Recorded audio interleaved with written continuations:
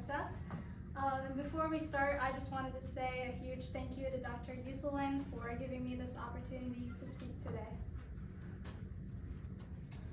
So who is she anyway, right? Who is this person that's speaking to you?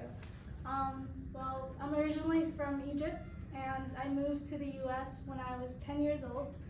And as a lot of you here know what it's like moving from another country, you have to adapt to change, adapting to a new environment, and a lot of culture shocks. So the first couple of years were a little rough. And then fast forward a little bit to high school, I did the IB program, and although it was very rigorous, I'm very grateful for doing it because it taught me a lot of really important skills. It really helped my writing, and I'm really thankful. Just a shout out to Mr. Jonathan Theron, who was my IB English teacher, and also Mrs. Sandra who was my IB history teacher, because they were really an inspiration to me, and not only did they instill curiosity, but also a lot of the very important values that I still carry with me today. All right, here's baby me. I got a little carried away with baby. So fast forward to graduating from high school during the pandemic and deciding what to do in college. I always knew that I loved taking things apart and putting them back together. I was always very curious about how things are made and how they work, but I also was interested in medicine, more so because I felt a pressure to go into the medical field, because a lot of people from my culture are in the medical field. A lot of them are either doctors or they want to study to be doctors, and so there was definitely that pressure to go into the medical field. But through talking with friends and family and through doing some research, I found that there's this field called biomedical engineering, and I felt like that was the best of both worlds. And so August of 2020, I went into USF as a biomedical engineering major. And throughout my first semester, it was very kind of low-key because we were still in the pandemic, and so we were all online, and there was a lot of time to do more research about how to get involved. And so I always knew I wanted to be involved in research. So I did a lot of, I tried to do a lot of research about which lab to get involved in, and so I would send out a lot of emails to different professors, and one particular lab caught my attention, which was the Center for Assistive Rehabilitation and Robotics Technologies under Dr. Stephanie Carey. And so that December of 2020, I sent out an email to Dr. Carey, and I asked her, I told her I expressed my interest in working in the lab, and I heard back from her saying that I can volunteer next semester. And so I was really excited for that. However, in January of 2021, things took a bit of a sharp turn in my life. And so, unfortunately, one of my very beloved friends passed away in 2021, in January. And so that really affected me because I found it just very hard to kind of process everything, to be able to focus on school, get my assignments done, be ready for tests and everything. And I started volunteering at the lab, and so I kind of had a lot to take in while having a lot to process at the same time. However, I don't know if you guys are familiar with the Rising Phoenix symbol, but I learned by taking time and just through my faith and the support of my family and friends, that I found hope and I found a reason to continue. And it also taught me to appreciate the little things in life, to, as cliche as it sounds, stop and smell the roses, to really be grateful for the little details of every day. So I'm really grateful for all the experiences that I had at CART. Going into the lab, I started working. I thought I would work on projects more relating to prosthetics and orthotics. However, at the time, there were a lot of NASA-funded projects, and so I got involved in those, and I started taking more of a lead position and more like for data collection, data processing. I learned a lot about human motion capture and biomechanics, and that's really where I finally found my passion. I was like, this is what I want to do for a long time. And so, yeah, some of you in these pictures are here today. But I was also very fortunate to kind of take my research further and to present at different conferences.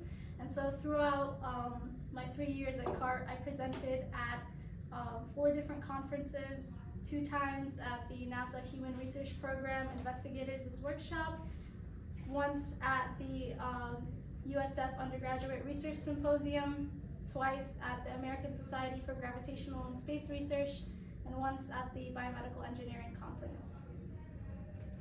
And these conferences were a really rewarding experience because not only did I get to know what was going on, what other research was going on in my field, but I also got to network with a lot of people that I would have never imagined that I would have even met. And then during one of these conferences, ASGSR, in November of 2022, it was in Houston, Texas. And so throughout my work on the NASA-funded projects, I kept contact with the digital astronaut simulation team from the Johnson Space Center. And when we went to the conference, I got the opportunity to actually visit JSC, and that was a really cool experience. I also got to present my research for the DAS, the Digital Astronaut Simulation Team, and I got to do some really cool simulations. So moving on to student organizations, I'm really, really grateful for my involvement in Engineers Without Borders.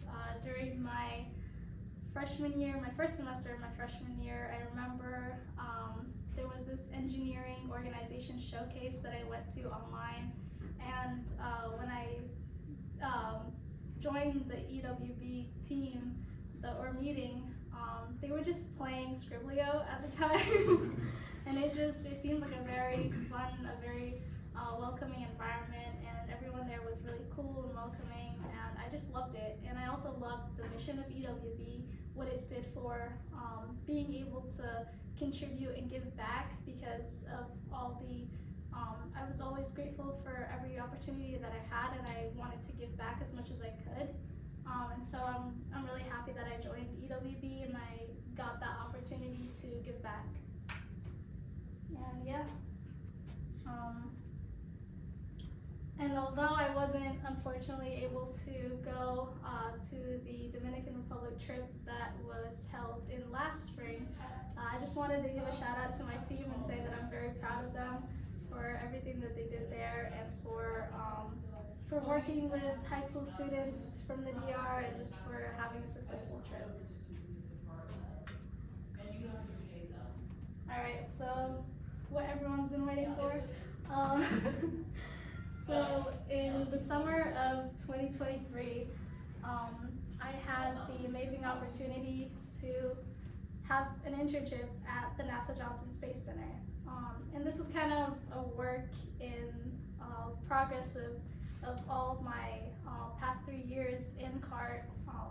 I continued to maintain communication with the DAS team, and they saw how hardworking and how diligent I was in these NASA-funded projects, and so they reached out to me in spring of 2023, telling me that there was this opportunity. And after applying, I was fortunate enough to get it. And so, a little look at the internship. First, my main project was working with kinematic human motion tracking sensors. And so we were looking at 3 different sensors, motion-based or marker-based human motion capture, markerless video-based motion capture, as well as inertial measurement units. And we were looking at comparing them to determine what was the best method to collect in-flight exercise data from astronauts. And so usually, like on the International Space Station, for example, astronauts have to exercise twice a day for at least 2 hours in order to maintain their health and not have as much bone loss or muscle atrophy. And so during my time at the NASA Johnson Space Center, I was able to do a data collection with different exercise devices and these 3 different human motion capture methods, and analyzing them through different software to see what was the best method. But we also had a lot of fun, the interns at NASA, and we watched movies on the Saturn V rocket. We watched movies in the Neutral Buoyancy Lab, and we had a lot of fun events as well. We had a lot of outreach events, and this was me in the mock-up of one of the nodes of the ISS, in the, we call it the Space Vehicle Mock-up Facility. And this is the Neutral Buoyancy Lab, and this is me in the Prototype Technologies Lab, which is where I did my data collection for most of my project.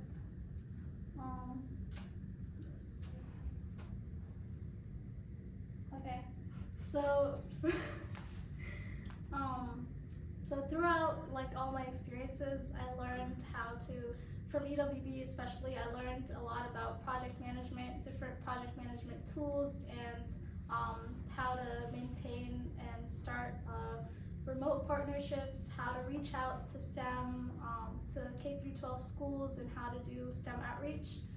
And I learned a couple things that I would like to share from my past 4 years.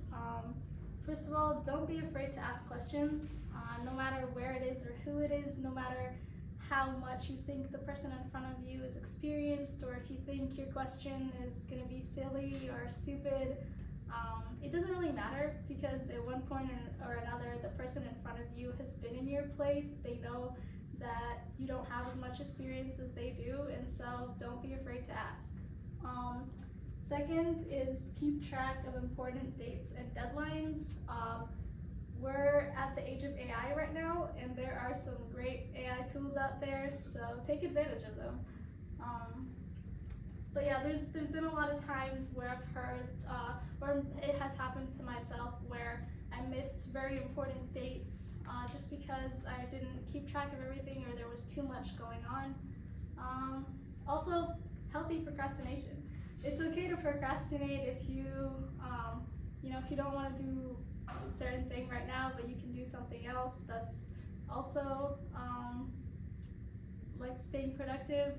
So sometimes it's okay to procrastinate.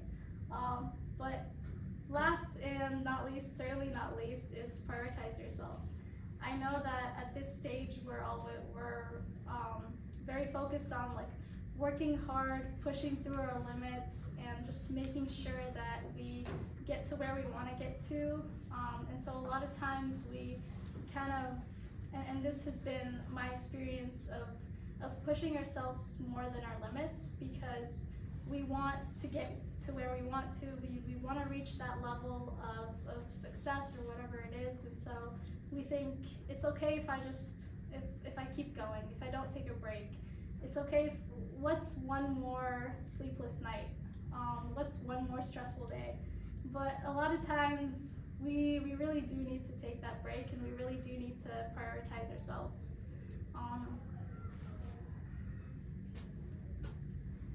And then just remember, you got this. So my next steps, I guess, would be going to grad school, getting a master's in biomedical engineering, working in the field of biomechanics and space exercise physiology and countermeasures. I'm not sure exactly where I'm gonna start, but maybe moving away. But the future is bright, and the journey continues. And so I just wanted to leave here today with one thing, that no matter what you're going through or no matter where you started from, it's always brighter ahead, and there's always another chance, there's always another opportunity. Even if you think that you can take one more thing, you know, sometimes we're afraid of letting an opportunity pass by, but I believe that if we try to do everything at once, we won't be able to do we won't be able to put 100% into what we want to do. And so I believe that sometimes it's okay a lot of times it's okay to prioritize ourselves and to take a step back. And down the road, you know, you'll be saying, who would have thought? Not me, but yeah. But I'm really grateful for every opportunity that I've had so far, and I'm really grateful to a lot of the people in this room for making it an awesome journey. Yeah, and I'm also really grateful to my parents and friends and family who have supported me along the way. So thank you for listening.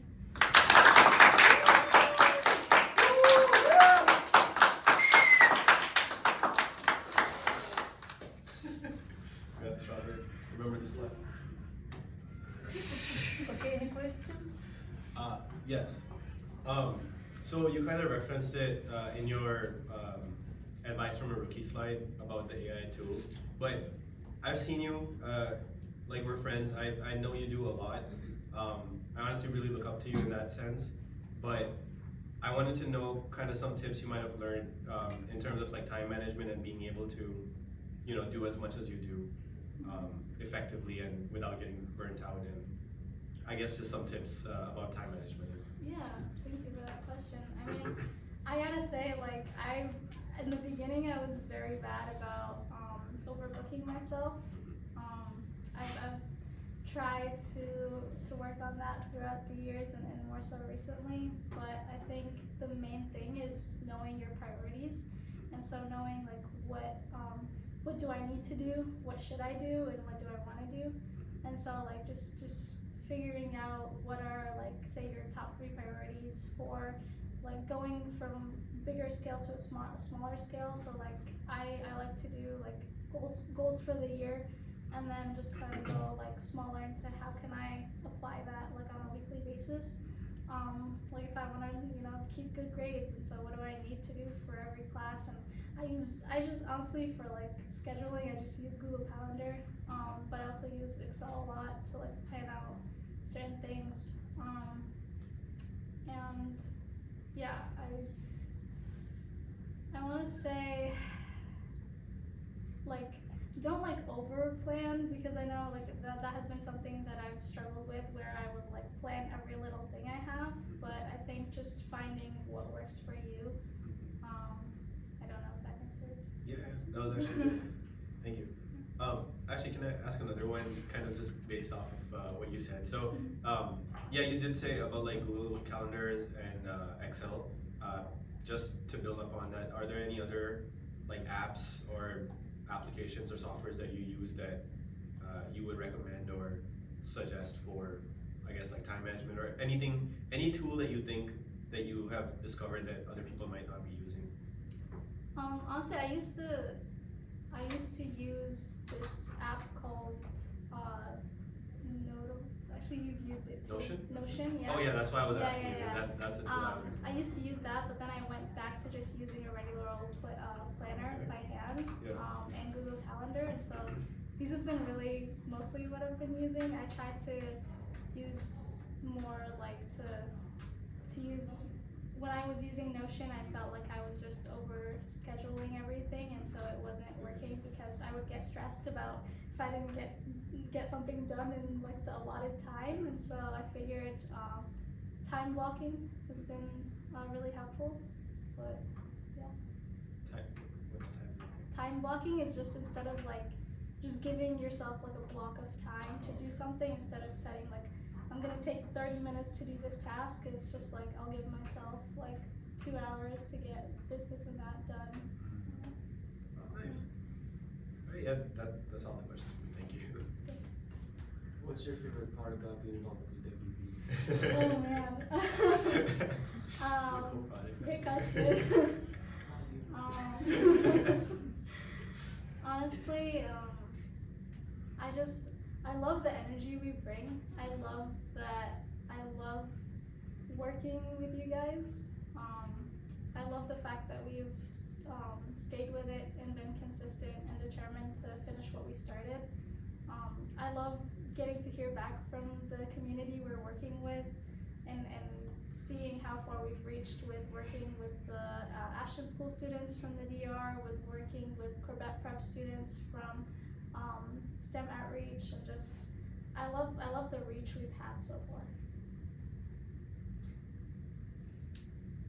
You mentioned something about what's like you said you lost a friend or something like that. How did that like shape who you are now? Like how did you like overcome that basically? Because something like that for me, like that would be hard. So I was wondering how you. Yeah, it was definitely very difficult in the beginning. It was I kind of like spiraled down, and I didn't really want to do anything at all. It was really hard for me to even get out of bed sometimes, but I kept, instead of seeing it as losing a friend, I saw it as an opportunity to appreciate life more, and to know that every moment with our friends and family really matters, and to just appreciate everything around me more, to be grateful for the very little details of life that a lot of times in the busyness of every day we kind of forget about or look over. But it was definitely very hard, but with the right support system and just the shift of mindset, it helped.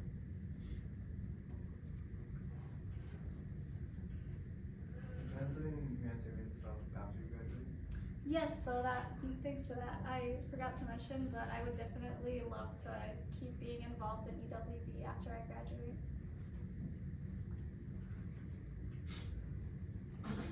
Can we expect you to go to space someday? I would love to go to space one day. I would love to go to the moon one day, and hopefully Mars one day. So. Nice.